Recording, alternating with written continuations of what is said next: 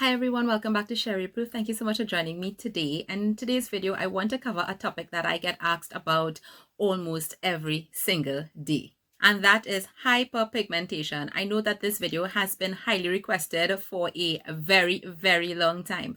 So what tends to happen is that I will usually get messages in my inboxes or email, and people will say, "Hi Sheri, I have these dark spots," whether it be from acne, melasma, and they'd ask the question, what can I use for this? What is that one product that I can use? And then I will usually ask a series of questions, and I don't think that a lot of people actually expect some of those questions, because then it could kind of get a little bit intense, but that is necessary when we're talking about the whole concept of hyperpigmentation. So in today's video, we really want to cover hyperpigmentation, particularly PIH or post-inflammatory hyperpigmentation, which is what a lot of us are actually dealing with. We want to look at what we could probably do at home in order to treat that, what types of ingredients we need to look at, and why we may not be getting the results that we anticipate that we should get based on some of the things that we have been doing. So just to make sure that everybody is on the same level, hyperpigmentation has to do with the excess accumulation of melanin pigment on the skin. So this could be probably because you had acne, you probably had a burn. It could be because of melasma or sunspots, which a lot of people refer to as age spots. So you might find that you have some brown patches, some dark spots, you have uneven skin tone. All of these things tend to fall under this bracket of hyperpigmentation. So the process of melanogenesis, which is how pigment is actually produced and multiplied in the skin, is quite interesting and very sophisticated. There are many different pathways in which this occurs in the skin, and therefore the way we treat with it has to be equally as sophisticated and equally as interesting. A lot of people are actually looking for that one product that might do it, and it just might be that your skin may be responding to a particular ingredient or a particular product that is actually doing it for you. But for most people, they might realize that, listen, I'm doing X and I'm not probably seeing what I expect, or that's not working enough. What else can I do? And that's because there are several ways to tackle hyperpigmentation. When I look at someone's skincare routine or my own skincare routine, I tend to look at what they're actually doing, where there might be gaps, and what we could actually supplement or what we could actually add to kind of boost or help the process along. It's also important for us to know that if you are a person of color like I am, that we are actually genetically predisposed to hyperpigmentation more than persons of lighter skin tones. And that's actually interesting because there's a whole conversation in the skincare world with regards to people of color, hyperpigmentation, what works, what doesn't work, what we should do, what we shouldn't do. It could get really technical and crazy. What I want to share with you today is based on what I would have learned in dealing with my own skin, making recommendations to many other people, through research, listening to dermatologists, and a lot of journals. When it comes to dealing with hyperpigmentation, I like to tackle it in 4 ways. The first one being exfoliation. And I know that that might automatically come to a lot of your minds because exfoliation is actually a really, really important part of dealing with hyperpigmentation. Now, when we're talking about exfoliation, I'm specifically talking about AHAs, alpha hydroxy acids, BHAs, beta hydroxy acids, PHAs now, which is a whole new generation, polyhydroxy acids, which are really more gentle on the skin, and even enzymes. I tend to avoid physical exfoliation, especially when I'm dealing with serious hyperpigmentation issues, and I will tell you why. Exfoliation is a great way to support treating hyperpigmentation because it's going to help to remove the buildup of those dead skin cells at the top layer of the skin. When we see the pigment, we are actually seeing what's on top. It is actually also below, but removing the buildup of those dead cells is going to be really important to help reveal that new, brighter skin that's below. When we're talking about all these acids and so on, there are a lot of different types. There's glycolic, there's lactic, there's mandelic, there are the PHAs now. Even salicylic acid plays a part in all of this. And then there are enzymes like pineapple enzyme, bromelain, or from papaya. All of these work by breaking down the bonds that hold dead skin cells together at the surface of the skin so that they're easily sloughed off from the top layer of your skin. Now, the key here is to exfoliate gently. And this is why I said, for me personally, I tend to avoid physical exfoliation when I'm dealing with hyperpigmentation. And I'll tell you why. When we have that multiplication of melanin in the skin that results in dark spots or brown patches or just unevenness in skin tone, it's because there was some type of trauma or some type of inflammation in the skin that triggered this excess melanin that actually settled in the skin and formed these spots or formed these patches. While exfoliation will be very helpful if you are exfoliating too harshly or you are over exfoliating, you could actually be creating that same trauma and that inflammation that could make your hyperpigmentation worse. Which is why, if you ask me, I would always say, especially if your skin has not been accustomed to using acids, using enzymes, it's always best to start at the lowest percentages you could find and gradually build to the level that your skin could tolerate. Some people will do really good at a 5% mandelic acid or a 10% mandelic acid, or some people may need lactic acid. Some people do better with glycolic acid. Some people may find that, oh, their skin is responding well to 5% glycolic acid, but probably when they go to a 7% or a 10%, they realize, wait a minute, what's happening to my skin? It just might be that it is actually too strong for your skin, and it may be triggering or encouraging the excess production of melanin and therefore making your hyperpigmentation worse. Does that mean that high strength peels or high strength acids won't work? Absolutely not. In fact, there are some people that actually need these types of treatments done professionally by an esthetician or a dermatologist, but then they can monitor the response of your skin and they know exactly how much to go, how far to go, and when to stop. A lot of us doing this at home may not necessarily know how to do that and do it correctly.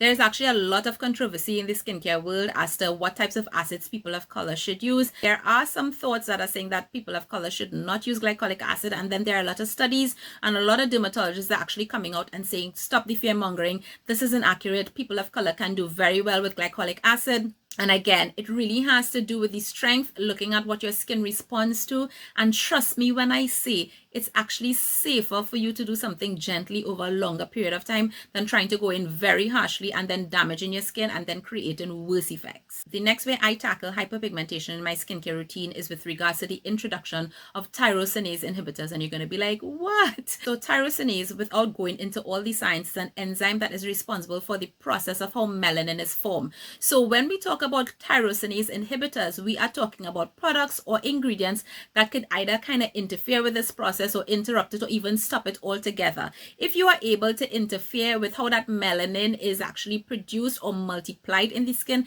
especially when the skin has experienced trauma or inflammation, then you could actually have an impact in how bad those spots get, how quickly you're able to get rid of them, and all that jazz. So while the exfoliation may be removing the dead skin cells at the top layer of the skin, tyrosinase inhibitors are actually going to work inside the skin in the cells where that melanin is actually produced and multiplied and transferred from cell to cell and try to inhibit that process. So you see how these are actually going to work together. There are several ingredients that are referred to as tyrosinase inhibitors. You may already be using some of them, and it's important for you to be able to identify them in case you want to probably add it to your skincare routine to kind of give a boost to dealing with those spots and dealing with those marks. One of them that I absolutely love is L-ascorbic acid, and this particular form of vitamin C has been proven to have tyronase inhibiting properties, and that's one of the reasons why vitamin C is in my skincare routine every single day. It's one of the reasons why vitamin C is actually so popular and why a lot of people love using it daily, not just because of its antioxidant properties and what it could do in terms of protecting your skin, but also because of those brightening properties. Another ingredient that also inhibits the action of tyrosinase enzyme is kojic acid, something that we find in a lot of soaps. I think kojic acid bar soaps became very popular because of this, and also to help people lighten spots and so on. It's because this ingredient actually has those properties and can have that type of effect on your hyperpigmentation. It can be a little bit tricky because this particular ingredient can create some types of dermatitis or irritation in the skin. So if you are going to use it, make sure that you're using something that's gentle, or pay attention to how you're introducing it into your skincare routine. You probably might want to introduce it slowly and look at how your skin reacts. Some people handle it very well, and for some people this one might be a little bit tricky. Another one is azelaic acid, and azelaic acid exfoliates the skin but in a different way, not the way AHAs and BHAs work. It actually is naturally derived from yeast, and it is found in our natural skin's microbiome. But azelaic acid is used so much in skincare routines for treating hyperpigmentation, melasma. It's used with regards to rosacea and things like that, really because it actually targets the pigment producing cells.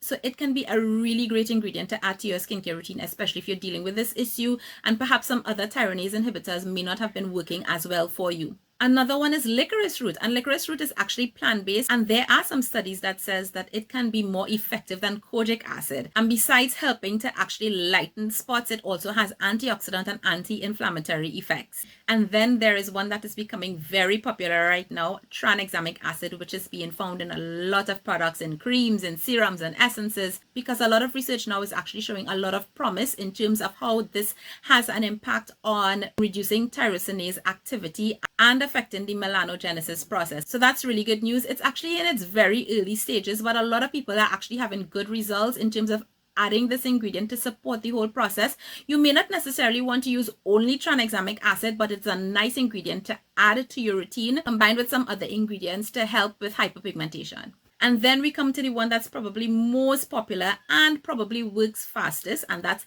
hydroquinone. Hydroquinone literally will attack and try to kill those melanin producing cells. It will literally bleach your skin.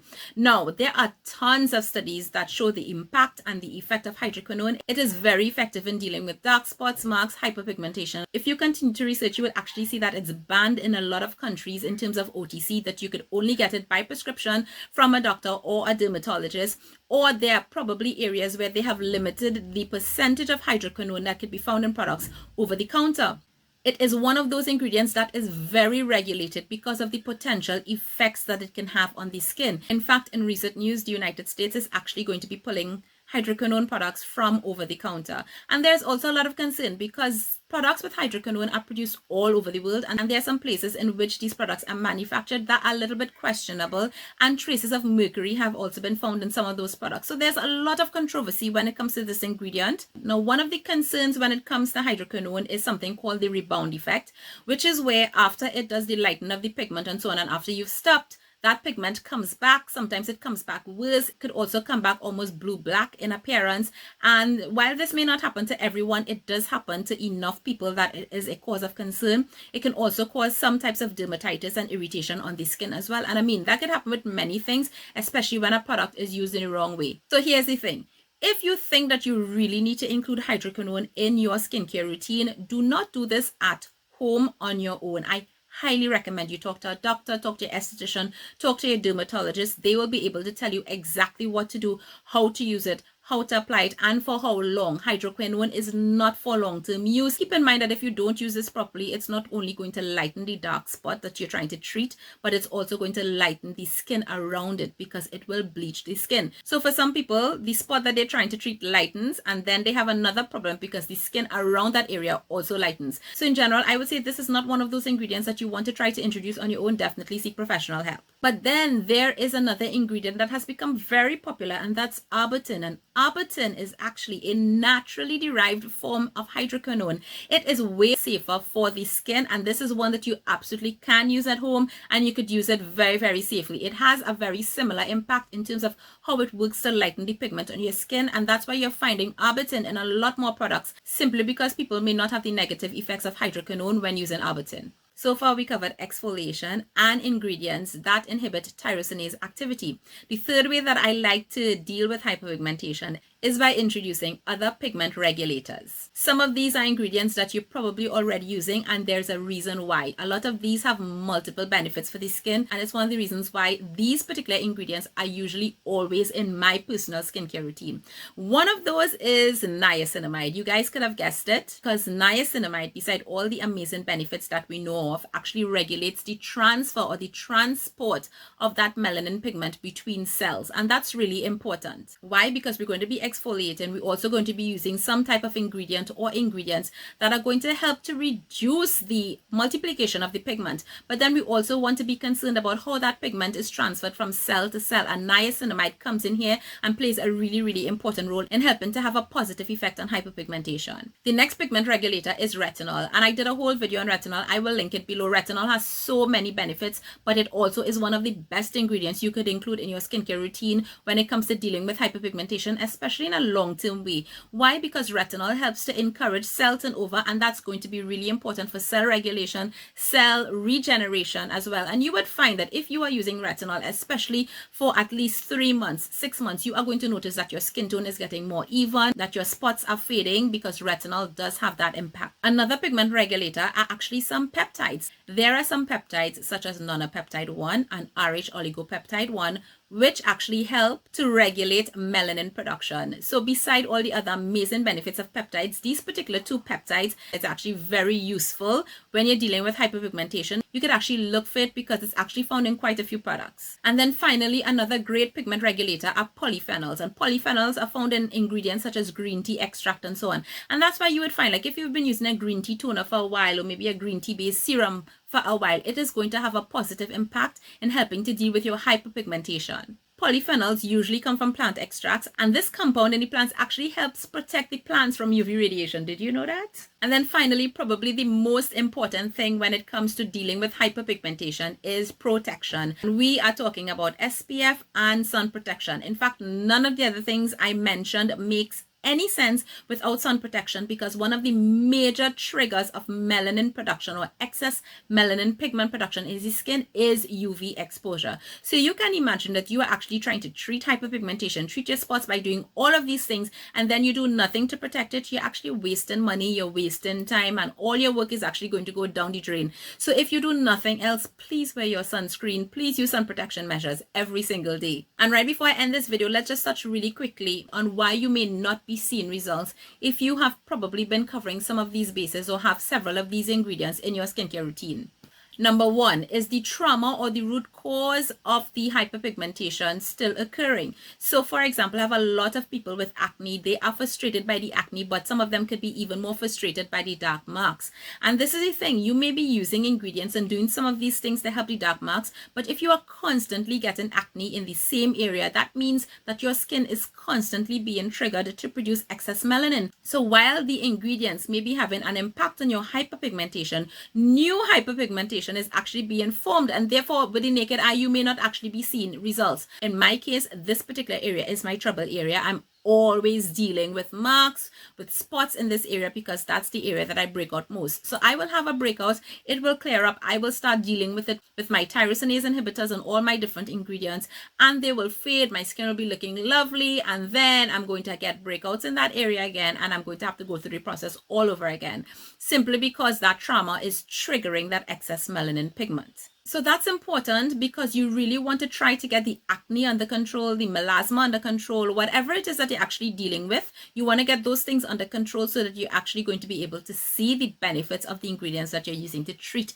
the hyperpigmentation. The second reason you may not be seeing the results that you are looking for is because you might actually be creating the inflammation. And this really has to do with the exfoliation that I was talking about. If you have been over exfoliating, try holding back a little bit, try reducing what you've been doing, try probably not exfoliate more than once or twice a week, and probably reduce the intensity of that exfoliation. Exfoliation is very important, but you really don't want to be in a place where you've been doing it too harshly or you've been doing it too often and you're actually creating the issue that you're trying to correct.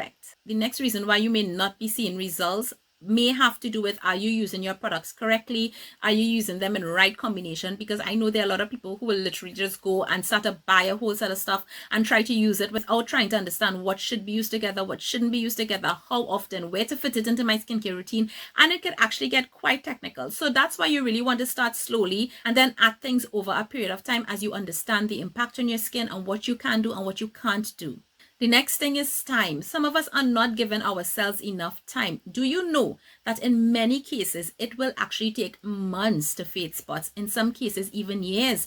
There are some spots that we may have that are actually years old. You can imagine that pigment has been there for a very long time. Don't expect it to disappear in 1 or 2 months, 6 to 8 weeks. No, you will probably start to see some improvement. But for some spots, while some may go quicker, there are some that might take very, very long. And I also noticed that the older they are, the longer they take to go. So just have some patience in this entire process. Don't worry, you're going to see results, but you really need to give it time. And then finally, the last reason might be that you are actually switching out your products too often. So you may see this video and see that you could use a ton of things to treat your hyperpigmentation. You buy everything and then in a month or two you decide, oh my god, this is not working, and you change up everything again, and then you actually affect the process. You really want to allow your products enough time to do what they are doing, and being consistent with a good routine is going to be so critical. That's the end of this video on hyperpigmentation. I hope that it was helpful. I hope that it will be useful for you. Definitely leave any questions or comments you have below. I will also try to list in the description box some products that I recommend, and you can definitely feel free to reach out to me as well in case you'd like to get some information from a consumer point of view, or the things that you could use at home. This is definitely not going to take the place of professional advice at all, but perhaps my experience and knowledge might be helpful to you guys. I'll see you in another video. Thanks so much for watching. Remember to like and subscribe. Take care. Bye.